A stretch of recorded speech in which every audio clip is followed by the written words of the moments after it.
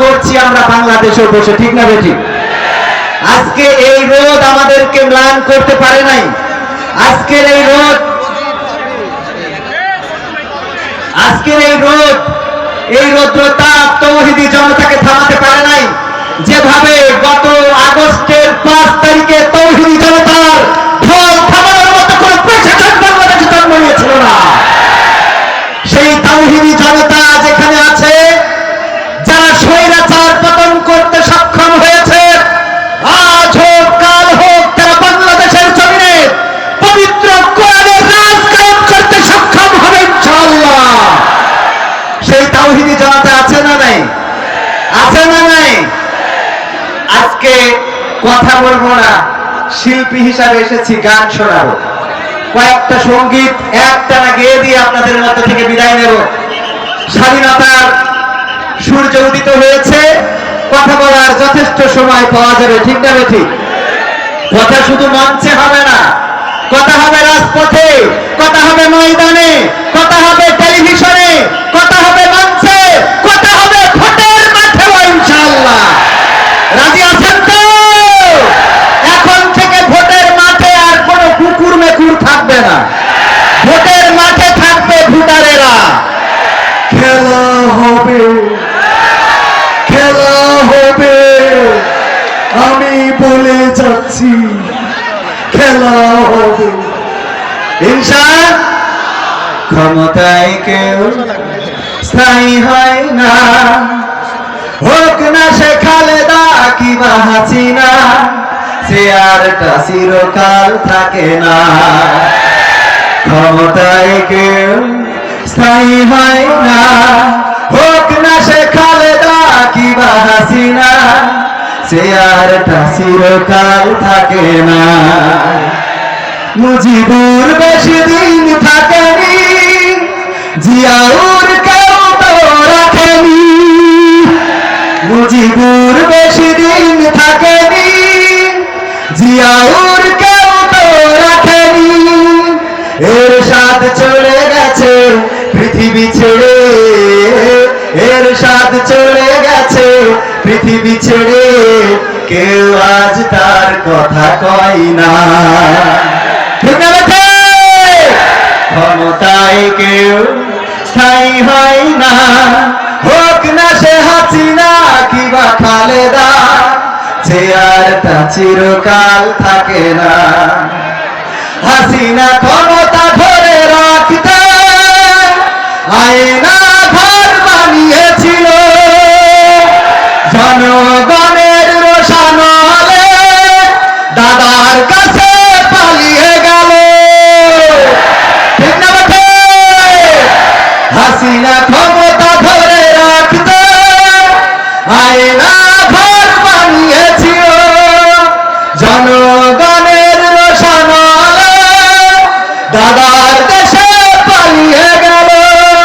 বিবি হারুনের পাশে আর, বিবি হারুনের পাশে আর পরিমণিদের দেখা যায় না। ক্ষমতায় কেউ স্থায়ী হয় না, হোক না সে খালেদা কিংবা হাসিনা, চেয়ারটা চিরকাল থাকে। চেয়ার কি চিরকাল থাকে? না, থাকে না। সুতরাং মাথায় রাখতে হবে, এই চেয়ার আমার কিছুক্ষণের জন্য দেওয়া হয়েছে, কিছুক্ষণ পরে আমার এই চেয়ারে অন্য কেউ আসবে।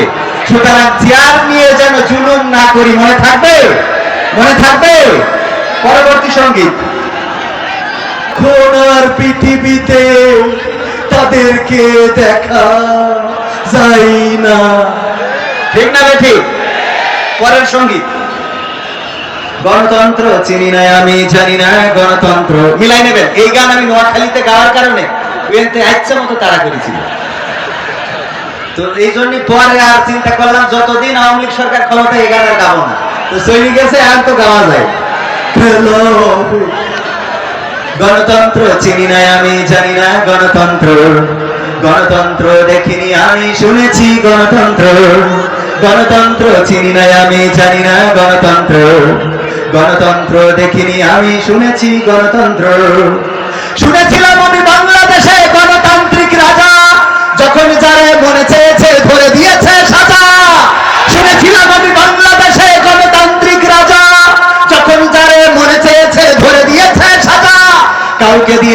ফাঁসির দণ্ড রেখেছে আয়না ঘরে, কাউকে আবার লাশ বানিয়ে ভাসিয়েছে সাগরে।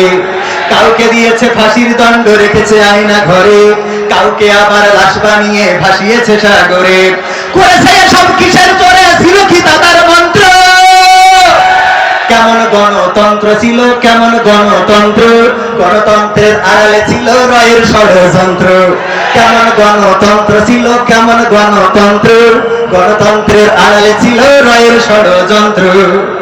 শুনেছি আগে নির্বাচনে লাগতো টাকার নোট, দেখেছি আমি ভোট করিতে লাগেনি কোন ভোট। কথা কয় না, ঠিক আছে ঠিক? শুনেছি আগে নির্বাচনে লাগতো টাকার নোট, দেখেছি আমি ভোট করিতে লাগেনি কোন ভোট। ভোটের আগে পাশ হয়েছে মন্ত্রী মিনিস্টার, লাগেনি মিছিল, লাগেনি মিটিং, লাগেনি তো পোস্টার। ভোটের আগে পাশ হয়েছে মন্ত্রী মিনিস্টার, লাগেনি মিছিল, লাগেনি মিটিং, লাগেনি তো পোস্টার। নির্বাচন কমিশন ছিল ইন্ডিয়ান গণতন্ত্র। কেমন গণতন্ত্র ছিল, কেমন গণতন্ত্র, গণতন্ত্রের আড়ালে ছিল রয়ের ষড়যন্ত্র। কেমন গণতন্ত্র ছিল, কেমন গণতন্ত্র, গণতন্ত্রের আড়ালে ছিল রয়ের ষড়যন্ত্র। বিরোধী দল যারা সংসদে ছিল তারা পোষা ছিল, তারা ছিল পোষা মহিলা। দেশ জ্বলে পুড়ে হয়েছে ছাই, তবুও তো কিছু পাই না, ঠিক না ঠিক? বিরোধী দল যারা সংসদে ছিল তারা ছিল পোষা মহিলা। দেশ জ্বলে পুড়ে হয়েছে ছাই, তবুও তো কিছু পাই না। শাসনে ছিল না সততা নিষ্ঠা, বিচারের ছিল না মান, সংসদে তাই শোনা যেত মমতাজের গান। শাসনে ছিল না সততা নিষ্ঠা, বিচারের ছিল না মান, সংসদে তাই শোনা যেত মমতাজের গান।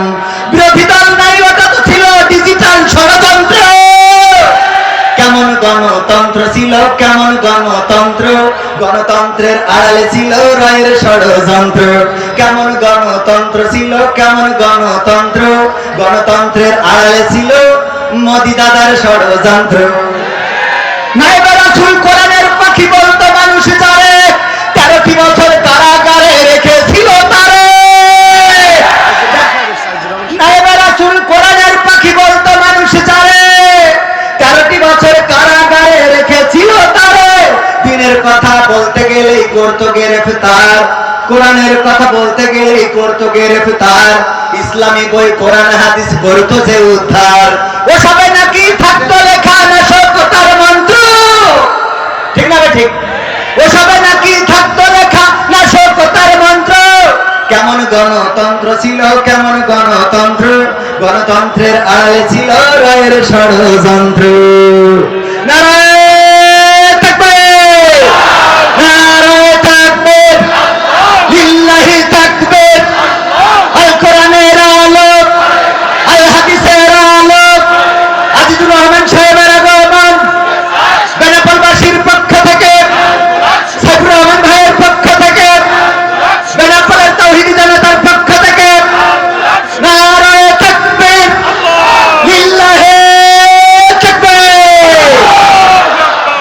আজকে এখানে আমরা বাংলাদেশের উজ্জ্বল নক্ষত্র, যারা জুলুমের মাঝে জালিমের রক্ত চক্ষুকে ভয় না করে, সকল জেল জুলুম উপেক্ষা করে নিজেদের বেড কাপড় চোপড় গুলো যারা গুছিয়ে রাখতো জেলে যাওয়ার জন্য, পুলিশ এসে যখন দরজায় দাঁড়াতো বলতো যে সব রেডি আছে, চাইলে এখনই যেতে পারেন।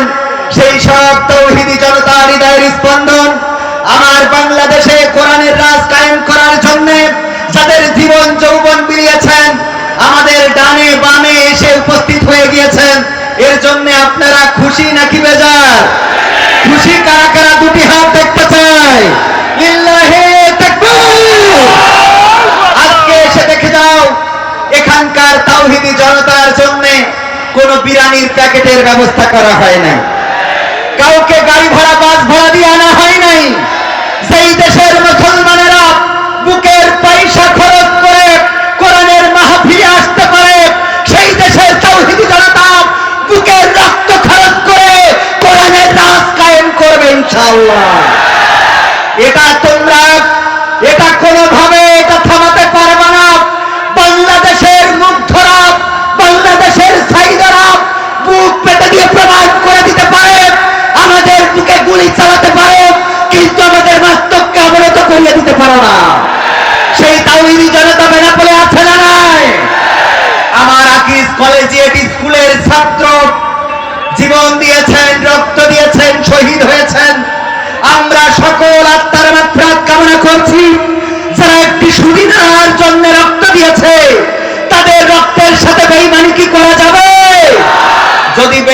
করা না যায়, তবে এই রক্ত দেওয়া সেই দিনই বন্ধ হবে যেই দিন বাংলার জমিনে কোরআনের রাজ কায়েম হবে। রাজি আছেন? কোরআনের রাজ কায়েমের মধ্য দিয়ে যেমন আল্লামা কোরআনের পাখি দেওয়ার হুসাইন সাইদির ছেলে মাসুদ সাইদি বলেছে, আমরা আল্লামা সাইদির হত্যাকারীদের শাস্তি দিতে চাই এইভাবে, আমরা প্রতিশোধ দিতে চাই এইভাবে। সেটা হলো বাংলার জমিনে তার যে স্বপ্ন ছিল কোরআন কায়েম হবে, কোরআন কায়েমের মধ্য দিয়ে কোরআনের পাখির হত্যার প্রতিশোধ আমরা নেব। রাজি আছেন? রাজি আছেন?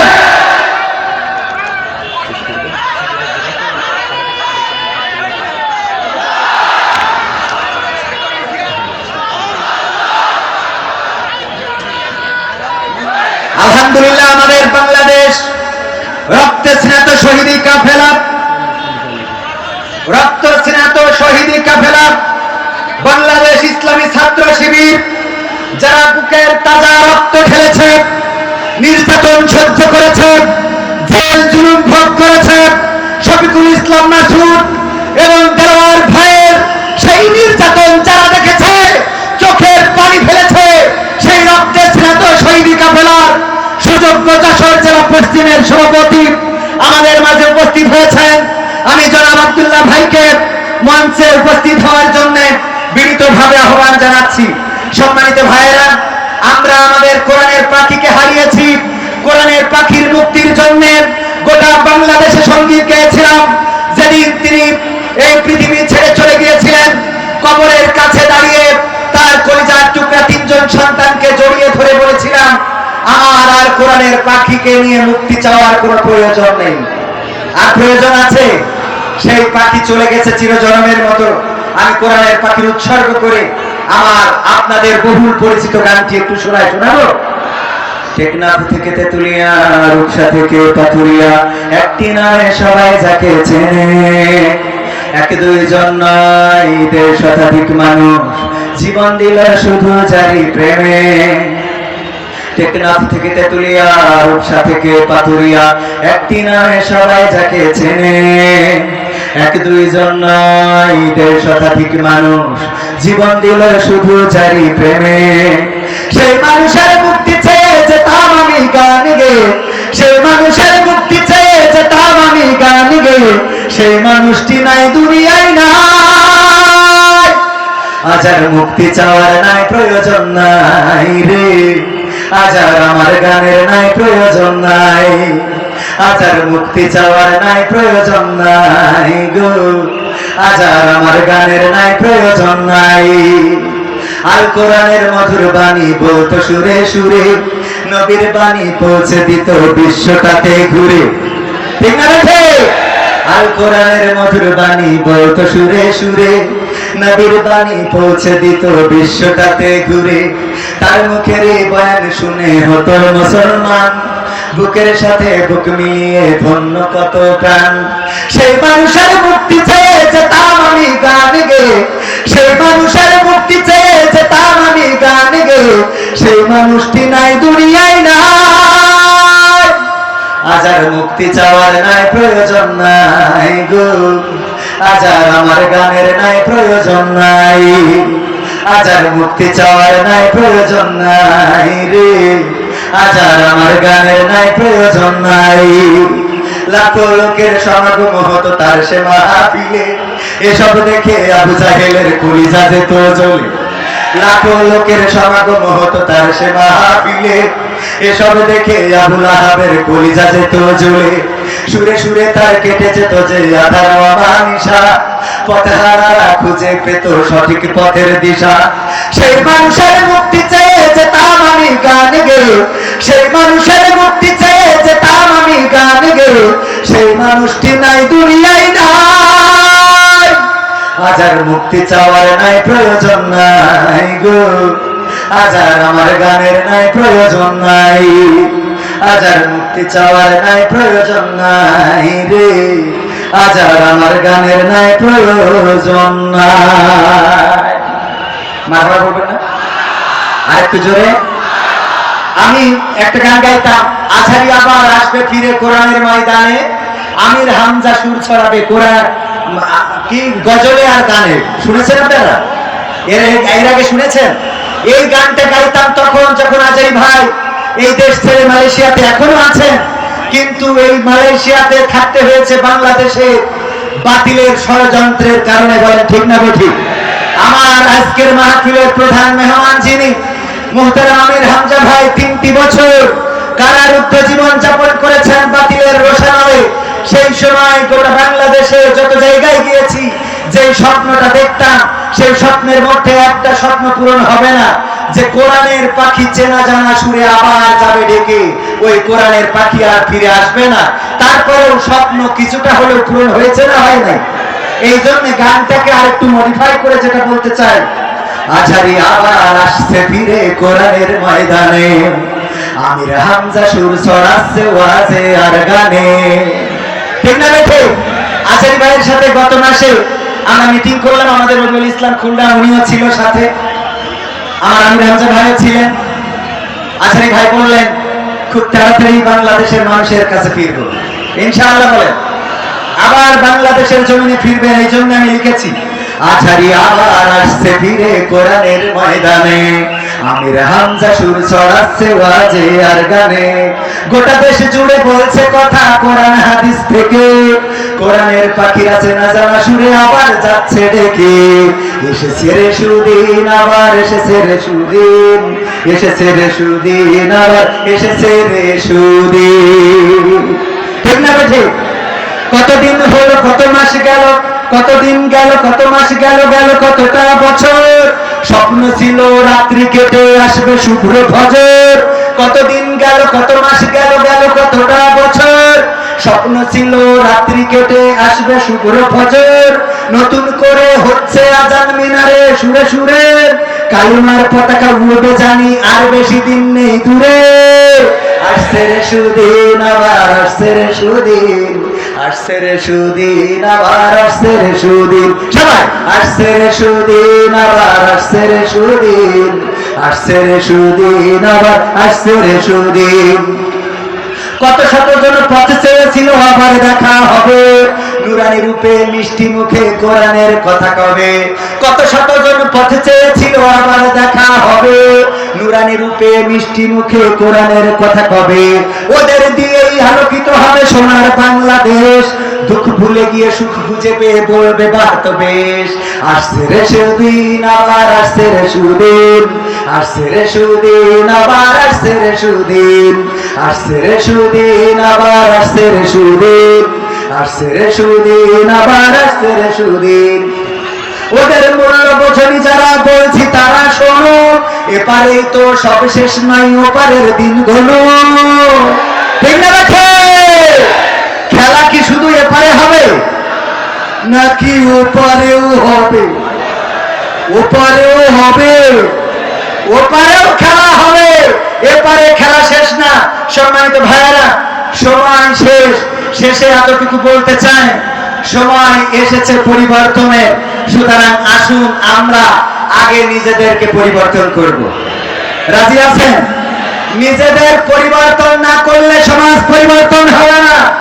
নিজেদের পরিবর্তন করার জন্য শুরু করতে হবে ছোট্ট কাজটা দিয়ে। সেই কাজটা আপনাদের দিয়ে যাচ্ছি, কলা পাকাটা খেয়ে খোলাটা রাস্তায় ফেলবেন না, চিপসটা খেয়ে প্যাকেটটা রাস্তায় ফেলবেন না, কাঠি লজেন খেয়ে কাঠিটা রাস্তায় ফেলবেন না। এই পরিবর্তনটুকু যেই দিন আনতে পারবেন সেই দিন মনে করবেন আপনার দিয়ে পরিবর্তন আসবে। এর আগে পরিবর্তন আসা সম্ভব না, এত সোজা না। সর্বশেষ আর একটা কথা না বলে পাচ্ছি না, কি দিন ছিল আর কি দিন আইলো। কথা বলার সময় ডানে ভাই আল্লাহর ওলিরা থাকতো, আল্লাহর ওলিদের চিন্তা করেই কথা বলতে হতো। চৌগাছায় এক চেয়ারম্যান বসা বলতেছে, আমি চেয়ারম্যান সাহেব, বললাম যাক মাশাআল্লাহ বসেন। উনার পক্ষে সব কথা বললাম, পদ্মা সেতু হয়েছে, মেট্রো রেল হয়েছে, দেশে কত উন্নয়ন, বিদ্যুৎ যায় তা কারেন্ট যায় না, দেশে এত কিছু হচ্ছে, টানেল হচ্ছে, রাস্তাঘাট কলকারখানা, উন্নয়নের কোনো শেষ নাই। সারা 2 ঘন্টা ওয়াজের মধ্যে সব উন্নয়ন বলা শেষ। মোনাজাতের সময় বলছে হুজুর খালেদা জিয়ার জন্য একটু দোয়া করতে। আমি বললাম কেন? বলছে আমি বিয়ে দিছি। আমি সহ্য কি করা যায়? তার মানে বুঝে নেন কত কায়দা করে কথা বলতে এরা বুঝেছেন। তাহলে আমরা দেখাবার প্রত্যাশা রেখে আজকের মতো আসসালামু আলাইকুম। নাকি আরেকটু বলবো? সর্বশেষ আরেকটা দাবি করি, ওগো বেনাপোলবাসী, কোরআনের কথা বলতে গিয়ে রক্ত দিয়েছে, ছাত্র শিবিরের ভাইরা শহীদ হয়েছে, জামাতের নেতৃবৃন্দ শহীদ হয়েছে, ফাঁসির কাষ্ঠে ঝুলানো হয়েছে বাংলাদেশের সূর্য সন্তানদেরকে। কোরআনের পাখি যার তাফসীর শুনে বাংলাদেশের তাওহীদি জনতা উজ্জীবিত শুধু হয়েছে তা নয়, বাংলাদেশের অন্য ধর্মাবলম্বীরা পর্যন্ত কোরআনের পথে এসেছে, নিজেদের ধর্ম ত্যাগ করে ইসলাম ধর্ম গ্রহণ করেছে। সেই মানুষটাকে ইনজেকশন পুশ করে হত্যা করা হয়েছে।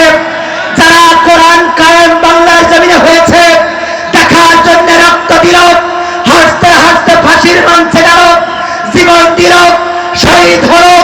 এই জমিনে যাদের রক্তের দাগ লেগে আছে, সেই স্বপ্ন বুকে লালন করে তারা হাসি মুখে মৃত্যুকে বরণ করেছে, সেই স্বপ্ন কি অপূর্ণ থেকে যাবে? সেই স্বপ্ন যদি পূরণ করতে হয়, যেইভাবে আমরা 1952-তে বুকের রক্ত ঢেলে বাংলাদেশের ভাষা এনেছি, 71-এ আমরা প্রথম স্বাধীনতা এনেছি, 2024-এ আমরা দ্বিতীয় স্বাধীনতা এনেছি। ওগো তাওহীদি জনতা, আহ্বান করছি, সেই সিদ্ধান্ত নিয়ে কোরআনের ডাক যদি আসে, জামাতে ইসলামীর হাতকে শক্তিশালী করে রাজপথে থেকে বুকের তাজা রক্ত ঢেলে সেই রক্তের সাগরে সাঁতার কেটে কেটে কোরআনের পতাকা উড্ডীন করতে রাজি কারা কারা দেখতে চায়?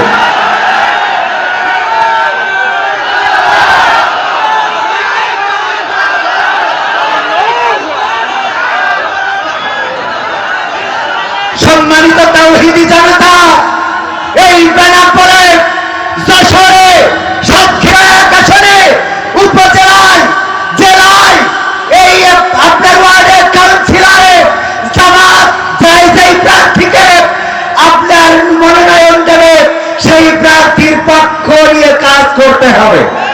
রাজি আছেন? আমার সাইফুর রহমান ভাই আজকে আয়োজনের ব্যবস্থা করেছেন।